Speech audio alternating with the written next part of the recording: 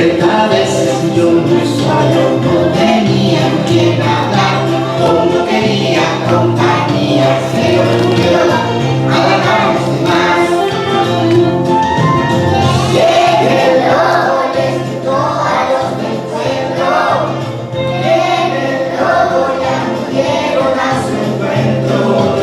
Llegué el lobo, pero no era verdad. Uno quedarse solo engañó a los demás.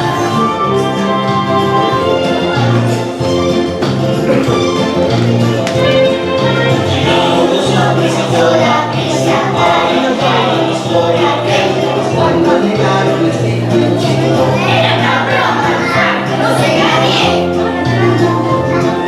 Volvieron al pueblo y sus padres con la prenda del bastón. Cuando un día había llegado una vez más, oyen su clamor. Viene el lobo, les quitó a los del pueblo. Viene el lobo, ya acudieron a su encuentro. Viene el lobo, pero no era verdad. Por no quedarse solo engañó a los demás. 2 veces más le hicieron caso y resultó que no era sino chasco. Por fin vino el lobo feroz, pasó corriendo y a nadie acudió.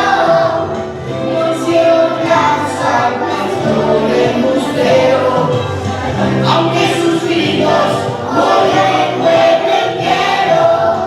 No había quien defendiera el rebaño para impedir que el lobo hiciera daño. Mejor no